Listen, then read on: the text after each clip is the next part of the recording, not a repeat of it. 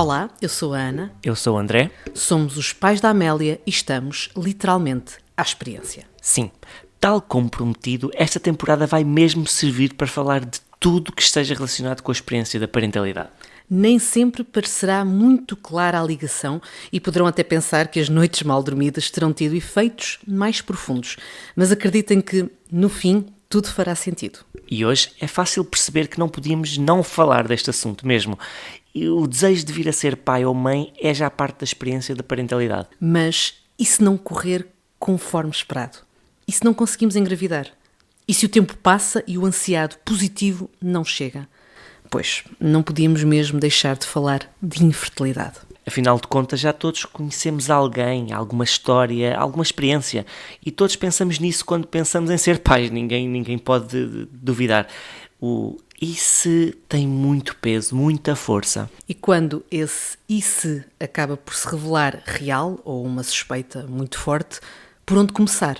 O que fazer?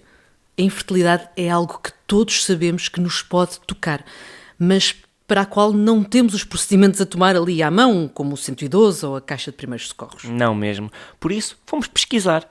E as pesquisas que fizemos rapidamente nos levaram até à Associação Portuguesa de Fertilidade e depois até à Joana Freire. E por fim, a uma conversa que, no meio de tanta emoção, deixou uma vontade enorme de ser continuada numa qualquer esplanada. Esse é mesmo um dos lados mais bonitos disto. Conversar com pessoas que nos fazem querer ficar, por vontade, mesmo por gosto, a ouvi-las. Este podcast é um privilégio para nós, por todas as pessoas que nos têm trazido e que nos têm deixado ouvi-las. Completamente. Neste episódio será a vez da Joana Freire, que dá a voz à Associação Portuguesa de Fertilidade. Hoje estamos aqui, digamos assim, reunidos perante uma oportunidade de conversa que eu acredito que possa fazer a diferença na vida de muita gente e, quiçá, alguém que nos esteja a ouvir, porque é um tema que toca, mesmo que não passemos por ele, toca-nos muito, que é a questão da infertilidade, e que sentimos que nós, pais à experiência, se passássemos por essa experiência, talvez também não soubéssemos por onde começar, onde encontrar respostas. E foi nessa pesquisa que chegámos até à Associação Portuguesa de Fertilidade e hoje temos connosco a Joana Freire, diretora executiva, e temos de começar por aí. Por muito obrigada pelo vosso trabalho e por estarem aqui hoje connosco. Obrigada a nós pelo convite. Para nós é uma oportunidade também, não é, de conseguirmos levar o nome da associação e esta causa da infertilidade a mais pessoas. Portanto, ficamos sempre muito felizes e muito gratos quando recebemos realmente estes convites que também mostram que há uma preocupação, não é, do vosso lado em informar a sociedade e, como eu costumo dizer, é deixar o caminho um bocadinho melhor do que aquilo que nós o encontramos, acima de tudo. Muito obrigada, Joana. E aliás, começamos por esse caminho e pelos dados que retratam esse caminho, que são dados que eu tenho de assumir e acho que o André sentiu a mesma surpresa, o mesmo impacto, o mesmo choque. Não fazíamos ideia de que estávamos a falar de números desta ordem. Falamos de 15 a 20% dos casais em todo o mundo afetados pela infertilidade, 300 mil em Portugal, e depois falamos de uma distribuição em termos de fatores, causas, muito equilibrada, 30% causas femininas, 30% masculinas, 20% causas mistas e depois temos, lá está, fatores inexplicados, difíceis de identificar. Como é que podemos interpretar estes dados, Joana? Olha, antes de mais, deixem-nos dizer que eu acredito que para vós tenha sido uma surpresa, ou que até possam sentir alguma ignorância, mas não a sintam porque de certa forma é normal, porque nós só conhecemos as realidades quando realmente também passamos por elas. Verdade. Não é só quando passamos pelas realidades ou que temos alguma questão de saúde, começamos a pesquisar e realmente ficamos surpreendidos por vezes com os números que nos aparecem. A infertilidade é considerada uma doença, e que realmente estas percentagens parece que estão muito equiparadas, não é? E acaba por andar tudo ali à volta quase das mesmas coisas. Contudo, há sempre, digamos que a nossa saúde reprodutiva acaba por ser diferente, não é? E às vezes aqui as questões dos problemas e depois até mesmo o tratamento a fazer pode ser diferente, porque nem um caso, não são todos os casos iguais, pronto, e há sempre aqui algumas nuances que podem fazer a diferença. Relativamente aqui aos dados, eu acho que os dados são até muito ao mesmo tempo curiosos, não é? Até a questão das percentagens e tudo mais, porque espelha uma sociedade, digamos que até um pouco doente nesta questão no âmbito da saúde reprodutiva e, acima de tudo, que não se fala muito. Nós estamos um bocadinho melhor, contudo ainda continua a ser um tema que eu considero tabu, ou seja, é um tema que o casal acaba por ficar muito com ele. Há muitos casais que às vezes nem partilham com a família, e se nós pensarmos que realmente se não houver partilha, tudo fica ali naquele núcleo, não é? E nós não conseguimos depois também sensibilizar as outras pessoas, dar-lhes mais consciência sobre o tema, então as coisas acabam por ficar ali fechadas naquele ninho do casal. Portanto, a infertilidade é realmente uma doença que traz muita dor ao casal, e que às vezes é vivida mesmo só a dois, e que é preciso partilhar. E, claro, se o casal sentir digamos que essa segurança, não é? Porque às vezes, eu defendo muito a partilha, pronto, mas nem todas as pessoas às vezes têm condições para a partilha. Emocionalmente nós também temos de estar bem para conseguirmos, temos que abrir o nosso coração, mesmo à família, amigos e afins. Portanto, esta questão da infertilidade de também não ser muito falada, eu acredito também que seja muito por isto, fica só ali no núcleo do casal. E realmente é preciso, olha, como nós agora estamos aqui a falar, não é? Sim. Partilhar, sensibilizar, informar sobre o tema. Nós falámos aqui nestas percentagens, e a percentagem igual entre homens e mulheres. Eu tinha aqui uma pergunta que era se já permitimos que estes dados, ou seja, tenham mais peso nas abordagens machistas, que é sempre culpada sempre a mulher na infertilidade. Se já podemos... Sim. Se estes números desmentem estas questões, não é? Eu sendo um número, eu diria que sim, não é? Ainda para mais isto está mesmo publicado, ou seja, são números que a sociedade os usa, portanto, eu diria que sim, que já estamos nesse patamar. O que é curioso é que antes, não é? Antes, eu vou dizer até, antigamente, normalmente estava sempre tudo muito focado na mulher, sim. E a mulher era isto de cima a baixo, todos os exames, tudo, era tudo muito focado na mulher. E realmente houve aqui também uma evolução e uma mudança também de mentalidade, vamos dizer assim, para realmente também integrar o homem, não é? E tentar perceber, não, se está tudo bem com a mulher, então se calhar aqui o alvo de estudo também tem de ser o homem. Eu acredito que quando se deu esta mudança, não é? De começar-se a estudar o homem, realmente conseguimos perceber que o foco não está sempre na mulher, que realmente também pode estar no homem, portanto, e aqui estes números apresentam realmente que é, digamos que é 30-30, pronto, e isso vem ajudar aqui a nível também, acho que da sociedade a quebrar esta questão do machismo, não é? Acima de tudo, que nem tudo está focado a mulher por si só já tem aqui um peso muito grande a nível social, não é? Não só na parte da infertilidade, mas na nossa sociedade em geral, e realmente isto vem comprovar que nem tudo está sempre do lado da mulher, sim. Deixem-me só também mencionar aqui uma coisa que eu acredito que vocês também fossem falar um bocadinho mais à frente, mas aproveito só esta questão, que é da causa ou da culpa, não é? Que às vezes, pronto, a culpa é da mulher, a culpa é do homem. Na verdade, a culpa há de ser de algum, ou da mulher, ou do homem, ou até de ambos, mas não temos de haver desta forma assim tão... Não é culpa. Exatamente. Não é uma explicação, uma causa. Exatamente, porque realmente a jornada de infertilidade, lá está, nós sabemos que é um dos elementos, mas ao mesmo tempo é do casal, porque isso também ajuda depois aqui um bocadinho a questão de, por exemplo, no meu caso, a culpa é minha, pronto, porque eu é que realmente não consigo gerar, mas isto também tem de ser depois de certa forma desconstruído e tem de envolver o meu companheiro nesta questão de que não, isto somos marido e mulher, somos um casal, portanto isto acaba por ser a nossa situação e não só a situação da Joana, portanto há que também trabalhar isto depois um bocadinho em casal, mas claro que eu vos confesso que na minha mente, não é sempre... Pronto, sou eu aqui o fator, mas há que desconstruir isto também um bocadinho a nível de casal e depois também, claro, a nível de sociedade. Até porque se calhar essa palavra, a palavra culpa, é demasiado forte para justificar alguma coisa, porque ninguém tem culpa de nada. É injusta, exato. É injusta. Sim, olha, pronto, antes de começarmos, eu estava aqui a reler as perguntas e ia também tentar já responder algumas, e realmente nesta parte da culpa, até a nota que eu tinha posto que era, realmente é culpa, mas não é uma culpa que eu escolhi. Exato. Não é? Claro. A pessoa não realmente não escolhe, e no meu caso eu não poderia mesmo fazer nada para evitar a minha situação. Claro. Se calhar numa ou outra situação, se calhar de infertilidade, ainda assim, não sei, se cá podemos trabalhar um bocadinho aqui na questão da prevenção, não é? Pronto, quando somos mais mais novas, pronto, tentar se calhar ter alguns cuidados, pronto, com a alimentação, ou consumo excessivo, por exemplo, de drogas ou de álcool, há alguns fatorzinhos que conseguimos, mas há outros que realmente que nós não conseguimos mesmo fazer nada, pronto, digamos que é a nossa saúde reprodutiva, que é como é, e que realmente não temos de ter este peso que nós falámos há pouco da culpa, não é? Que é uma palavra tão forte e tão prisioneira ao mesmo tempo. Castigadora. Sem dúvida. E Joana, eu ia pegar numa ideia que passaste e que eu acho que é também importante nós mantermos bem ativo, até para conseguirmos de alguma forma mudar alguns hábitos para nosso bem, não só neste contexto, mas em toda a nossa vida.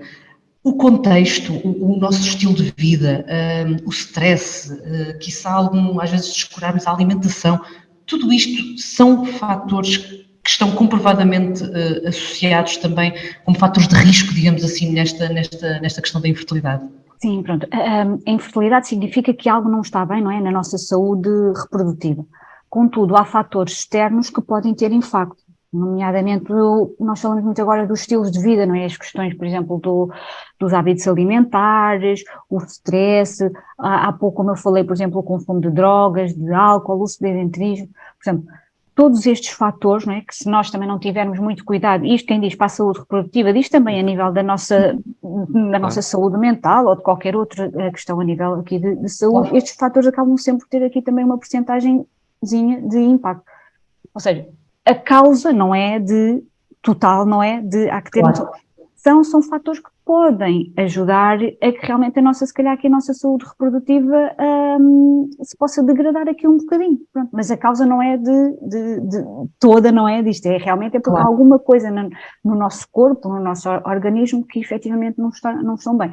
Mas claramente que estas questões que hoje em dia nós falamos muito, não é, nos nossos ritmos de vida, aqui um bocadinho até assim acelerados e muito loucos, não é? Que quem fala até começas a ouvir-se muito falar, e é verdade, as questões de temos pouco tempo às vezes, não é, para a vida pessoal, não é, para os filhos, ou mesmo para a família, para os amigos, é tudo aqui uma questão de trabalhar, horas afins, às vezes não se consegue comer bem, o excesso de stress, não é? Porque hoje em dia também é tudo urgente, tudo é urgente e não, parece que nós andamos aqui a correr e isso realmente tem impacto, não é? Na nossa vida. E no nosso corpo, acima de tudo. Nós já estamos mais alerta também para cuidar da nossa saúde reprodutiva. Isso já temos como uma prioridade no nosso dia-a-dia. Ana, eu acho que isso entra aqui num dos temas que nós, por acaso, no próximo ano queremos trabalhar, que é a questão da literacia em saúde, ou seja, literacia no âmbito da saúde reprodutiva. E eu acho que nós ainda não estamos no patamar que deveríamos, nesta questão da prevenção. Ou seja, é necessário levar mais consciência aos jovens nesta questão da prevenção da saúde reprodutiva, porque trabalha-se muito na questão para não engravidar, não é? Da contracepção, sim, mas também há depois toda uma parte que é preciso falar, pronto, e é a parte desta questão aqui da infertilidade. Portanto, eu acredito que se fale, mas há um trabalho ainda muito grande a fazer neste âmbito aqui da prevenção da fertilidade, não? Até mesmo, e agora eu estava a falar e eu estava aqui a pensar, mesmo no âmbito da questão da prevenção da fertilidade quando somos mais jovens, e até mesmo depois quando já somos, digamos que adultos ali entre os 20, 30, que é na questão de, imaginem que eu só quero ser mãe aos 39, aos 38, pronto, quero realmente dedicar-me aqui à carreira, o meu foco, quero estar dedicado aqui à parte mais profissional, contudo eu quero ter filhos. Então, se calhar, posso pensar em preservar a minha fertilidade, porque eu agora tenho 20 anos, não é? A minha saúde reprodutiva à partida, pronto, está bem, tenho de ver também se está bem ou não, mas à partida tudo indica que está ok. E se eu só quiser ser aos 39 ou 40, então se calhar a minha saúde reprodutiva nessa altura, depois de se calhar de um ritmo louco de trabalho, por exemplo, não é? Que quero, pronto, se calhar não vai ser a mesma aos 20, não é? claro. Não é se calhar, não é mesmo, pronto. Então aí pode se calhar pensar nesta questão de preservação da fertilidade. Chama-se preservação da fertilidade aqui no âmbito mais social. Depois temos também aqui a questão da preservação da fertilidade no âmbito de doença, por exemplo, doença oncológica ou qualquer outra doença que possa lesar, pronto, aqui a nível da qualidade depois dos nossos gametas. Pronto, também convém a pessoa, se tiver possibilidade, de fazer esta preservação. Mas isso é algo peço desculpa pela ignorância, é algo físico? Como é que isso funciona? Esta preservação temos de fazer olha, por exemplo, eu vou usar o meu exemplo, pronto. Eu já fiz preservação da fertilidade, porque eu nasci com uma doença, pronto, rara, que é Mayer-Rokitansky-Kuster-House, ou seja, eu nasci sem o aparelho reprodutor, sem o útero e sem o canal vaginal, mas os meus ovários funcionam, pronto.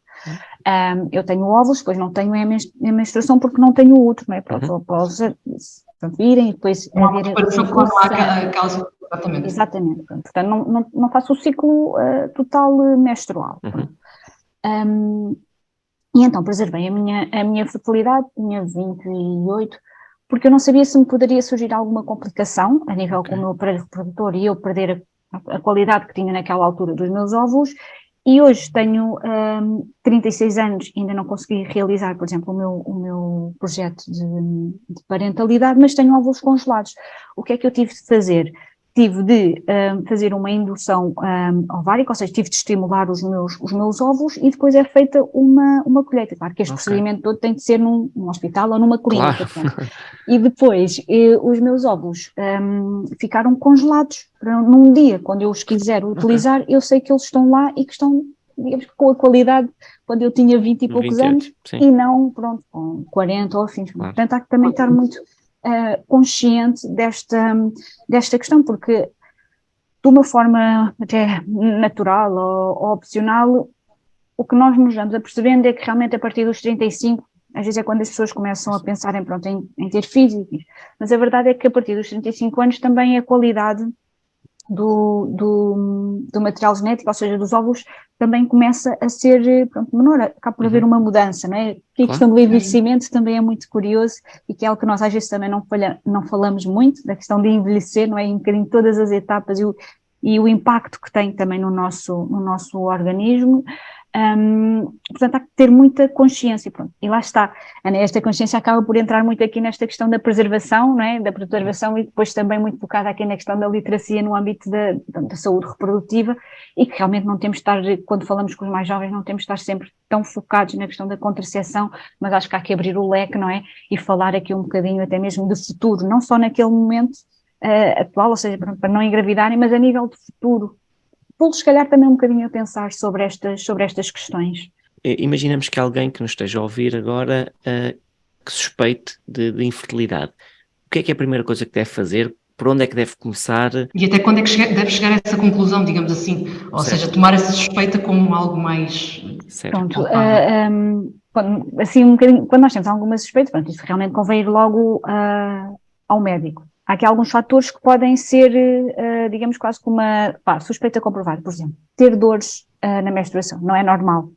Falamos também hoje em dia muito disso, não é normal uma mulher ficar quase incapacitada com um ciclo menstrual. Pronto. E aí pode haver, se calhar, alguma questão, por exemplo, endometriose ou afins. Pronto. Isso aí, a pessoa tem de ir ao médico, não é? Se realmente tiver se for algo mesmo muito, muito evidente, convém ir a um médico, neste caso, eu diria, ou pode começar pelo médico de família, não é? Depois o médico de família encaminha para a ginecologia, ou se conseguir ir logo, por exemplo, a uma consulta de ginecologia, pronto, isso é o ideal, e realmente manifestar as suas dores, ou preocupações, ou dores, ou, por exemplo, muito fluxo, ou por exemplo, o ciclo ser completamente, digamos que, desregulado. Aqui há algumas coisinhas que às vezes podem ser indicadores de alguma coisa, às vezes até podem não ser indicadores de nada, atenção.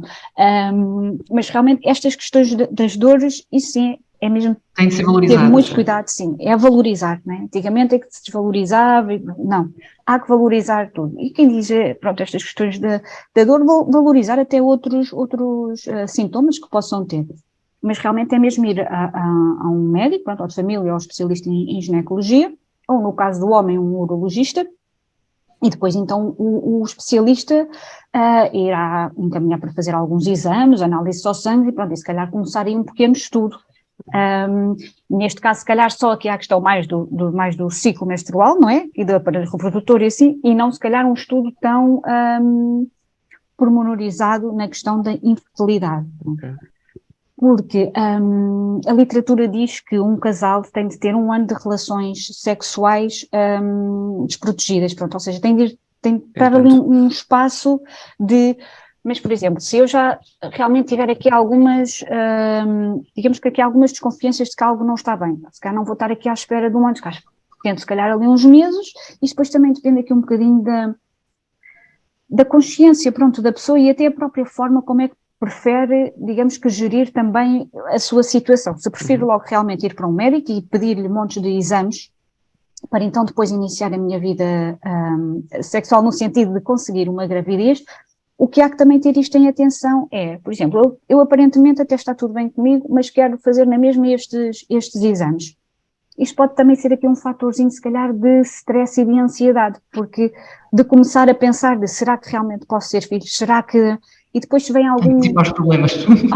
alguma análise que realmente há ali algum resultado que não está...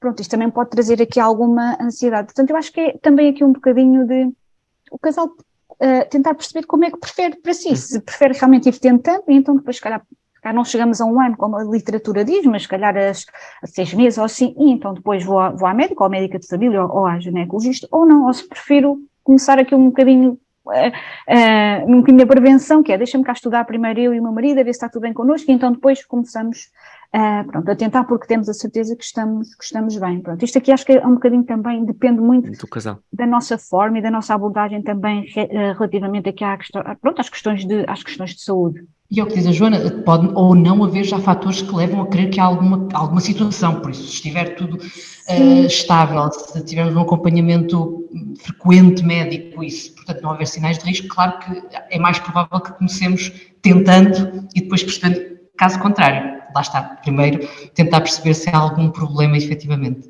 Exato, porque, sabem, às vezes não há mesmo assim nenhuma fórmula perfeita, não é, para as situações, porque era como eu disse há pouco, cada caso é um caso, os sintomas, as reações, a forma de gerir, todos nós, pronto, somos diferentes, não é, como um indivíduo e depois também como casal, portanto acho que há coisas que é mesmo que o casal depois também tem de perceber, mas claro, como é óbvio, se houver realmente ali algumas suspeitas, claro, a pessoa não vai estar ali a perder um ano, não é? Até porque depois realmente se tiver de fazer tratamentos de fertilidade e se for para o público, coitado, ainda tem de esperar ali ainda algum tempo. Sim. Pronto, para ir à consulta de fertilidade, se for encaminhada pelo médico de família, esse tempo de espera, mais o tempo de espera para iniciar tratamento, portanto, se conseguir poupar tempo, porque depois aqui o tempo também é um fator muito inimigo, não é? Pronto, melhor, não é? Acho que isso aí é logo de atuar, mas se aparentemente está tudo bem comigo, não tenho nenhuma desconfiança, nenhuma suspeita de nada, se calhar, pronto, começar a tentar. E quando, digamos assim, há uma resposta que vai ao encontro desta palavra que não queremos ouvir, a questão da infertilidade, que alternativas, falamos agora aqui um bocadinho que há opções ao nível do sistema público, que alternativas, que opções é que nós temos disponíveis atualmente para casais que passam por esta situação? Pronto, olha, eu se calhar ia fazer só aqui um pequeno enquadramento no sentido que há alternativas, há respostas, há tratamentos. Nós, a nível de Portugal, não podemos dizer que estamos mal, porque temos uma lei, temos centros públicos, temos centros privados, só para terem mais ou menos aqui uma noção, nós a nível de centros públicos temos 10 centros públicos, 4 na zona do norte, 2 no centro, 3 em Lisboa e Vale do Tejo e 1 na região autónoma da Madeira. Isto a nível de serviço público. A nível dos centros de procriação medicamente assistida no privado, temos 16. 6 na zona do norte, 2 no centro, 6 Lisboa e Vale do Tejo, 1 no Algarve e 1 na região autónoma dos Açores. Se repararem, os centros públicos no Algarve nós não temos nenhum. Está previsto a abertura de um centro para 2023, mas o que acontece é que as pessoas que moram no Algarve têm de se deslocar ou para Lisboa ou Vale do Tejo, ou até mesmo para o centro ou para o norte, para conseguirem ser acompanhados. Portanto, imaginem, não é? O que é um casal que é do Algarve, ter de se deslocar para ir às consultas, portanto, toda a jornada de infertilidade é uma jornada com o seu peso, quanto mais realmente as pessoas não conseguirem ter uma resposta na sua área de residência ou nos distritos mais perto. Portanto, a nível de respostas nós temos. Depois há os tratamentos, que estes pode ser uma FIV, pode ser uma ICSI, pode ser só a questão da indução ovárica, pronto. Há aqui vários tratamentos que depois o médico é que avalia mediante o diagnóstico. O médico é feito o estudo necessário, não é? Isto aqui depois já entra muito também aqui na parte mais médica. O médico especialista em PMA analisa o casal, faz o pedido de exames e análises que é necessário e depois então faz a sugestão de tratamento. Eu já ouvi histórias que começaram por um tratamento, pronto, para ver se não acontecia nada e depois tiveram de mudar de tratamento, pronto, isto tudo também pode acontecer, ou seja, o que eu quero dizer é que para algumas pessoas resulta logo à primeira, para outras pessoas resulta só depois de muitas tentativas, pronto, e acaba por ser um processo muito desgastante, onde nós, associação, também recomendamos sempre que haja aqui sempre um apoio psicológico, pronto. E os centros públicos deveriam dar resposta nesta parte a nível psicológico, sabemos que alguns dão, outros que não. Eu acredito que nos privados, pronto, que esta resposta seja assegurada, porque está toda uma equipa, não é? E uma infraestrutura, pronto, acaba por ser realidades também diferentes, não é? E a forma de trabalho neste sentido, do acompanhamento ao utente, mas é algo que nós também defendemos sempre muito e também falamos sempre que é aqui a questão do apoio psicológico. É fundamental, não desvalorizem e sempre que sentirem necessidade, peçam, porque está disponível. Está disponível. Joana, vamos aqui falar do pior dos cenários, que é, mesmo com os tratamentos, não conseguem engravidar. Não se consegue. Que conselhos é que se pode dar a estas famílias, a estas pessoas que não estão a conseguir? André, se depois, pronto, as pessoas tentarem tudo, não é? E não conseguirem, se ainda tiverem, pronto, energia e vontade, podem ainda recorrer ou à adoção ou à gestação de substituição. A gestação de substituição realmente é mesmo para mulheres que não conseguem gerar, portanto tem de haver ali um relatório médico, tudo muito bem explicado, que realmente aquela mulher não consegue gerar. E é algo que nós já temos na lei da procriação medicamente assistida, mas que ainda não está disponível, porque ainda não saiu a regulamentação. Portanto, a nível assim de respostas, temos estas duas. Não? E depois também há a questão, pronto, se o casal não quiser optar nenhuma, é realmente viver uma vida sem filhos. Pronto. E eu acho que isto, não sei de falar logo assim nas consultas, né, ou nas primeiras consultas, mas acho que pode ser algo que pode ser introduzido ao longo do processo do casal, se começar a haver muitos insucessos pela própria equipa médica, ou mesmo até pelo eventualmente algum psicólogo, porque as probabilidades estão todas lá, não é?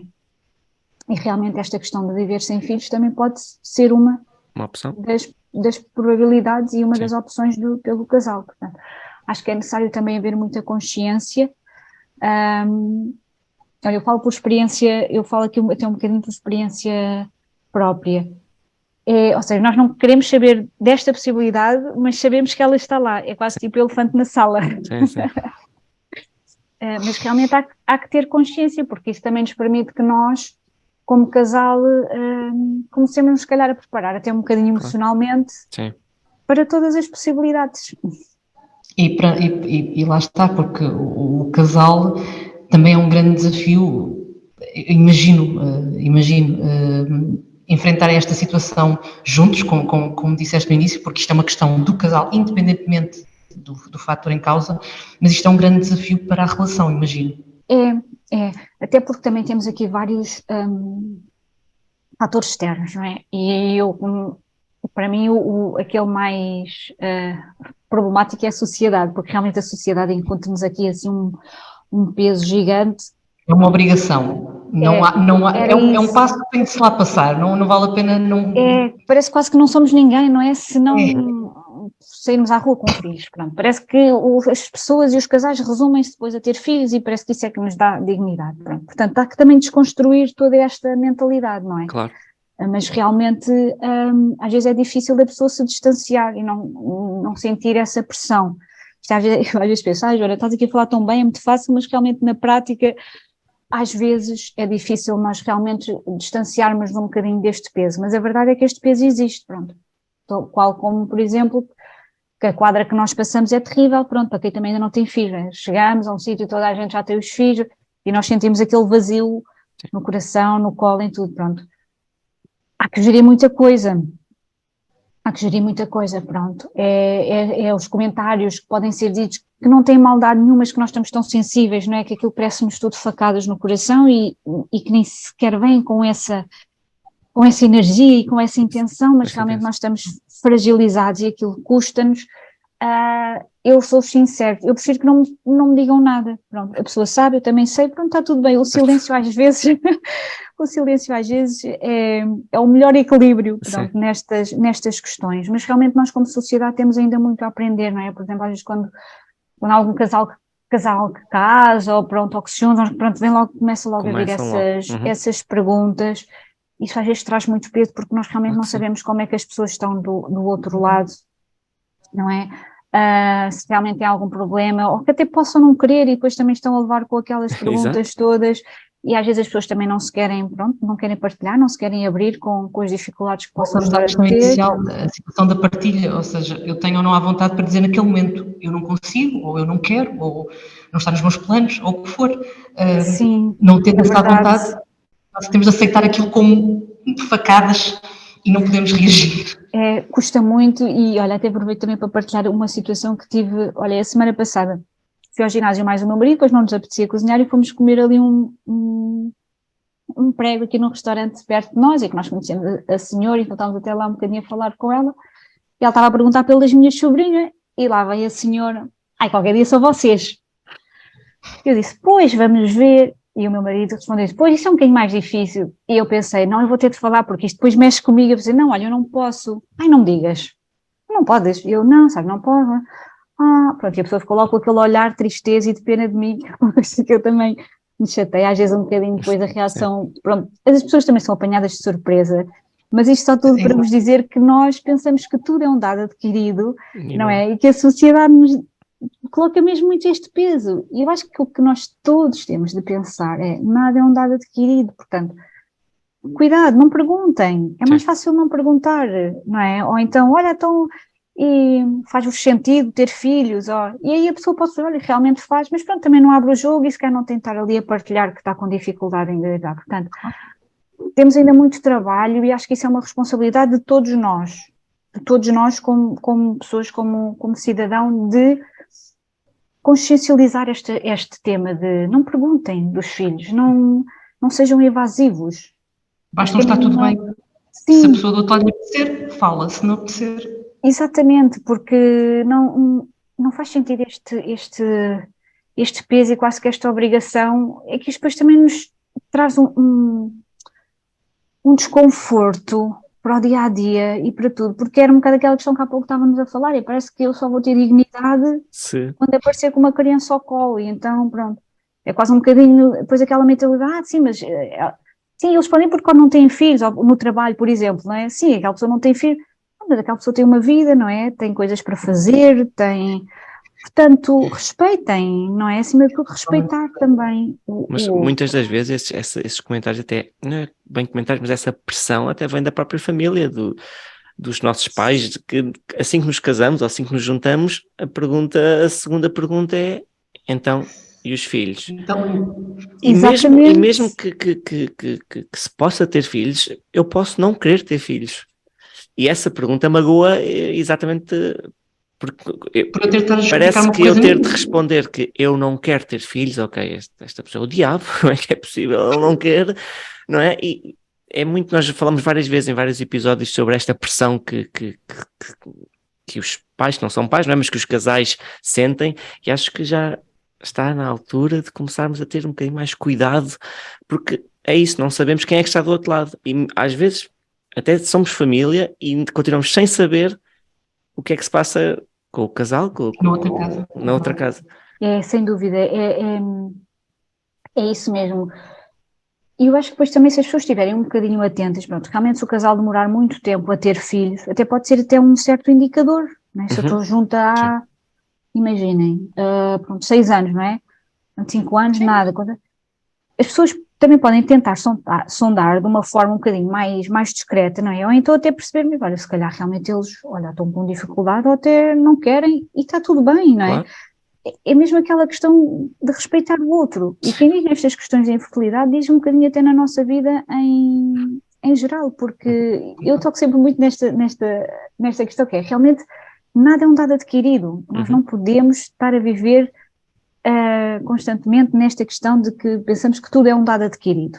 E não é. Não, e aqui impõe-se muito a questão da empatia e nos pormos nos sapatos dos outros.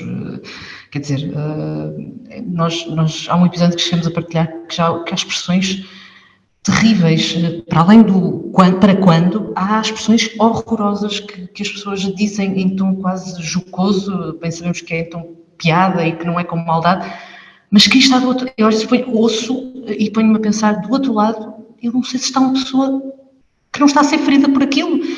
E ainda bem que passamos por esta área de conversa, porque até era uma das perguntas que tínhamos planeado, porque é como disseste, é preciso, nós que passamos pela situação temos de saber lidar com ela, mas quem está ao nosso lado, sabendo ou não sabendo, também tem de saber como lidar com ela, porque acaba por ser mais um entrave neste tal processo, nesta tal jornada que já por si só é desafiante, é dolorosa e deixa com certeza marcas muito fortes na pessoa que passa por ela.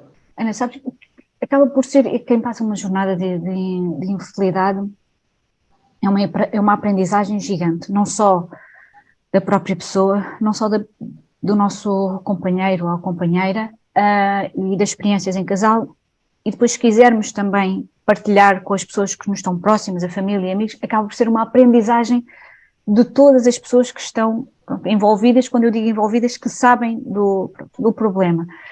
Porque realmente todos nós aprendemos com a situação que, por exemplo, as pessoas que sabem da minha família, pronto, dos meus amigos, todos eles aprenderam também com esta minha situação. E quando eu falo em aprendizagem, não é só do que é MRKH, do que é infertilidade, do que é a estação de substituição, do que é indução ovárica, o que é preservar a fertilidade. É uma aprendizagem que vai também muito mais além disto, coisas mais técnicas, não é? É emocional, é social, acredito que, e até já tive a oportunidade de falar uma vez com um dos amigos, com esta questão dos filhos, que realmente fez-lhe clique, e ele realmente pensou, pois isto realmente estarmos, portanto, se nós conseguirmos também realmente que estas pessoas aceitem, digamos que esta mudança, esta aprendizagem, não é? Lá está, acho que conseguimos ser muito mais empáticos, carinhosos, não só para os casais, mas também em qualquer ambiente que nós estejamos, não é? De trabalho, de uma festa com amigos, e que se calhar começamos a pensar um bocadinho antes de falarmos, é pensar, será que, não, se calhar não vou dizer isto porque sei que a pessoa pode, não é? Esta questão de sensibilidade, às vezes acima de tudo, não é? Que temos de ter, porque isto não é dizer assim, à vontade, não é? Temos de saber realmente se aquelas palavras não vão magoar a outra pessoa, que às vezes até nem é para magoar, mas as pessoas estão, lá está, como dizia há pouco, estamos tão fragilizados, que às vezes é só, pronto, não nos digam nada, não nos digam nada, deixem-nos só estar aqui, e pronto, e está tudo bem. Falando agora um bocadinho do futuro, no que respeita à investigação, há ou haverá mais alternativas e mais esperanças no futuro, ou seja, continuam a haver estudos para aumentar as alternativas para a resolução? Tem havido investigação, não é? Pronto, a nível da questão da infertilidade e a própria procriação medicamente assistida ao longo dos últimos anos tem vindo a haver uma evolução, portanto, eu acredito que esta evolução continue, não é? Esta evolução até mesmo, digamos que mais a nível de ciência e também de máquinas, Ou seja, que haja aqui uma evolução abrangente, digamos que a todos os processos aqui da procriação medicamente assistida. Eu acredito que sim, porque realmente o passado mostrou-nos que houve evolução, portanto, hoje em dia, não é, com as questões da inovação, eu acredito que vai continuar a haver evolução. Só espero que um dia não cheguemos a máquinas, não é, que façam bebés e afim, não é, que acaba, como às vezes vemos nos filmes, essa evolução, eu sou sincera, isso acho que não estava preparada para ver. Humanizada, mas com evolução. Sim, exatamente, mas melhorias eventualmente de processo, mas que haja aqui uma evolução, sim, até porque são estudos, não é, que se vão fazendo e que desses estudos também resultam sempre coisas, digamos, que se pode melhorar e depois aplicar também.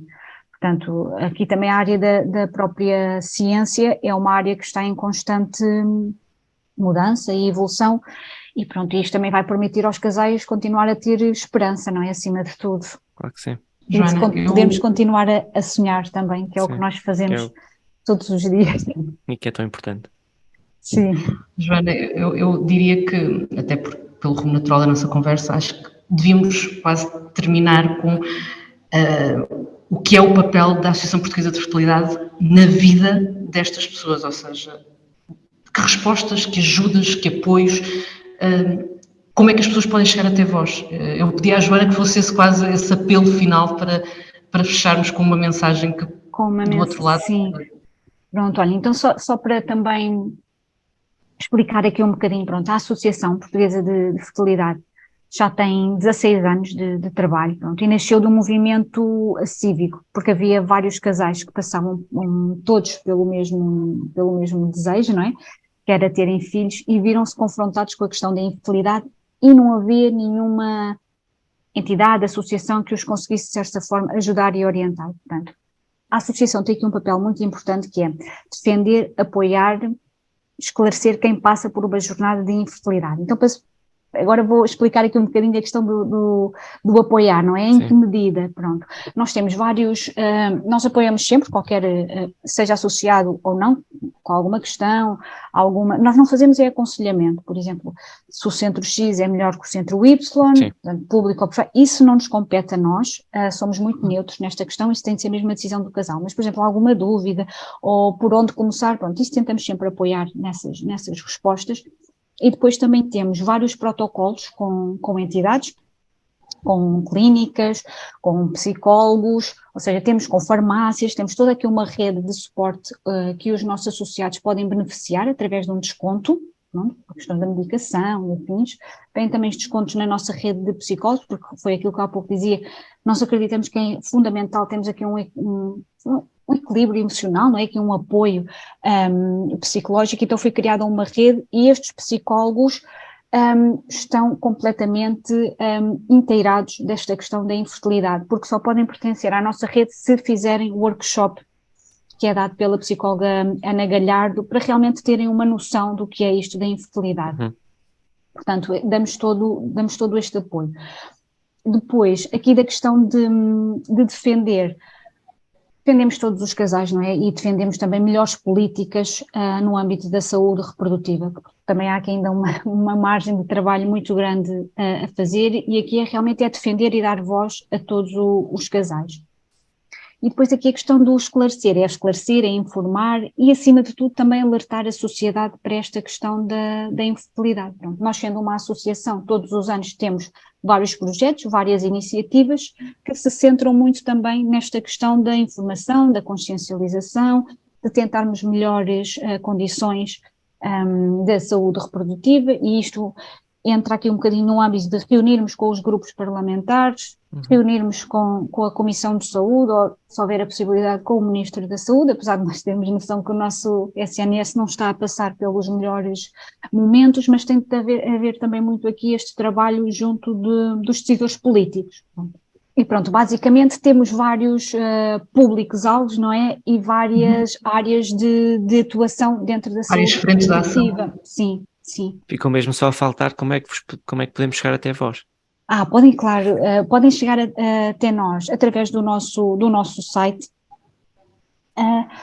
Se calhar posso dizer sim, o claro. nosso site. Então, pronto, é apfertilidade.org.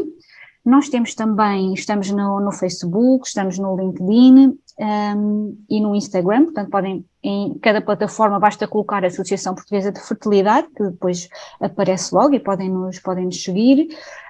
No nosso site tem o contacto e o número de telefone, se for necessário quiserem entrar em contacto connosco, e pronto, estamos sempre abertos e disponíveis, não é? A aceitar sugestões, também que nos tragam por vezes alguns problemas que nós ainda não tínhamos identificado e que seja necessário trabalhá-los, não é? Portanto, porque se também não tivermos feedback, não é, dos nossos associados e mesmo de quem não é associado, de onde é que nós podemos melhorar, nós pronto também não conseguimos perceber, porque às vezes também estamos tão dentro, não é, deste trabalho e disto tudo, que às vezes quem vê de fora ou vem de fora pode nos ajudar e nós valorizamos muito esse apoio, pronto, tal como esta oportunidade de estarmos aqui pronto, a falar contigo, Ana, e com o André, porque realmente é preciso falar de infertilidade, é preciso falar da dor e do peso que esta jornada nos traz, e queria só deixar aqui uma palavrinha para quem também nos vai ouvir e para os casais que realmente passam por uma jornada de infertilidade, é que não tenham vergonha por aquilo que estão a passar, pronto, porque realmente não é uma opção nossa e temos de tentar realmente geri-la da melhor forma. Eu sei que não é fácil, mas acima de tudo que não tenhamos vergonha, porque pronto, é uma fase, há alternativas. Bem, sei que às vezes podemos não conseguir chegar à alternativa e ao desfecho que desejamos, não é? E que sonhamos, mas que temos de ter força, pronto, para continuar acima de tudo. Melhor forma para Querida Joana, aliás, eu termino mesmo com aquela ideia de esperança, agradecendo-vos porque também esta associação, também o vosso trabalho, é um contributo para que a esperança não se perca na vida destas pessoas e por isso só podemos ser-vos muito gratos. Obrigada, Ónia, mais uma vez pelo vosso convite, pronto, e acima de tudo, muito do nosso trabalho também, de certa forma, é levar esperança, não é? Porque aquilo tudo que falei, a esperança está sempre lá, às vezes não tão, pronto, visível, e eu realmente não verbalizei das iniciativas que fazíamos e tudo mais, mas realmente está implícito, pronto, não é? Aqui a esperança está sempre presente em cada etapa e isso também acaba por ser o nosso trabalho, não é? Tentar levar a esperança a todos os casais. Muito obrigada, Joana. Obrigada.